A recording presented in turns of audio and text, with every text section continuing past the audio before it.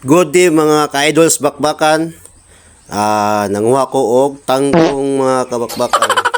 Talbos sa kamote kay lapawan ako ni para paniud to namo mga ka-idol. Sino na kami sa mga ka-idol. Yung talbos ng kamote ilalaga mo, pakuluan ng tubig. Masarap to ulamin mo mga ka-idol. Tapos lagyan mo ng yung sausawan. Itiplayin mo ng suka at saka buyas, saka luya. Yan ihalo mo. Yung parang kinilaw mga kaidol. Sarap to mga kaidol. Talbos na kamuti. Ayan si Rons Bakbakan kumuha ng talbos na kamuti. Ito yung masarap na putay sa mga probinsya. Hindi totoo yan. Sa madalas to kakain iulamin sa yung mga taga-bukid mga kaidol. Ayan. Damihan mong Pogi, may nag-chat sa'yo. Rons Bakbakan. Yan. Murag isa ka planggana. Mas gani ko ni Bakbakan guro. Timandagana ni yung panguha siguro ni. Bilis-bilisan mong panguha. Ginagawa mo. Mga kaidol. Ipadpad ni Rons Bakbakan. Padpad na ako mga kaidol. So napo ko assistant mga kaidol si Iki. Si Pukang King. Yan mga kaidol, assistant ako mga kaidol.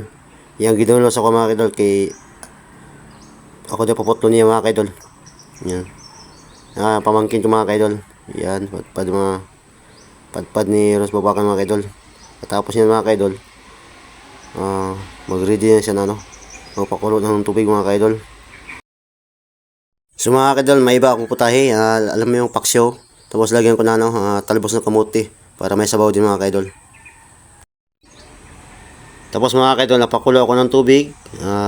Lagyan ko na talbos ng kamuti para malambot siya. Yan, nilagay ko yung talbos ng kamuti. Sigawin ko to kinilaw mga kaidol.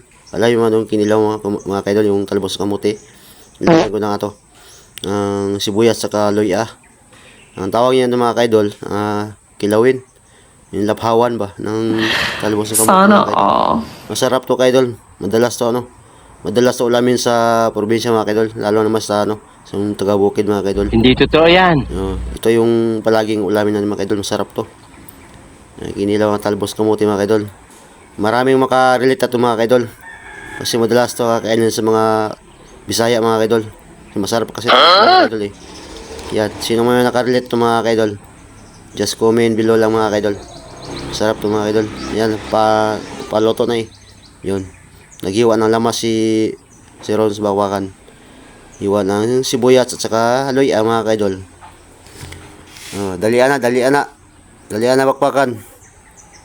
Parang gutom na ako, Hindi totoo yan. Panilap na si Idol Rons Bakbakan. Panilap na. Gutom na yata to eh. Yan. Yan mga ka-idol, malapit na. Yun. Kumuha ng sibuyas. Tapos nagiwa ng luya mga ka-idol. Yan ang sibuyas na iniwa ni Rons Bakbakan mga ka-idol. Balatan mo ng maigit. Linisin mo yan. Bilis-bilisan mo. Ang bagal mong kumilos Bakbakan. Magmadali ka mga Bakbakan. Ginagawa mo. Kasi masarap yung ginagawa mo mga Bakbakan. Ayun, si Iki. Hinili pa. Ayan si Iki. Hiniwa na naman niya. Ayun si Iki nakatingin sa kamera. Yan. Hiniwa ni Rons Bakbakan yung sibulyon. Sibuyas at saka sibulyon. Meron din yan. Parehas lang yan. Yan mga kaidol. Bilis-bilisan mo Bakbakan.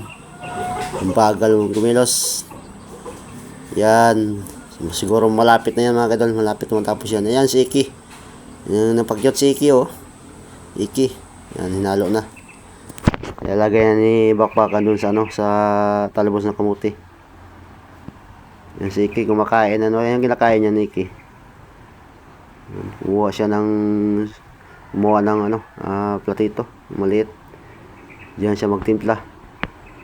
Bilisan mo Rons Bakbakan.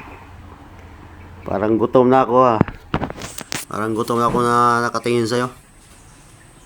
Ayan. Oh, hiwa ng limonsito. Siyempre, lalagyan ng limonsito para mas masarap. Para mas maasim. Tatlo lang yata yung yung limonsito dyan. Ilagay ko. Yan mga kaidol. Sarap yan mga kaidol. Sinong nakakamiss ito mga kaidol? Yan. Hinalo ni Bakbakan yung suka at saka nilagay na yun sa talabos sa kamote. Yan mga kaidol. Masarap to mga kaidol. May ginamos pa. Sarap yan. Tapos lagyan ng sili. Sarap talaga yan mga kaidol.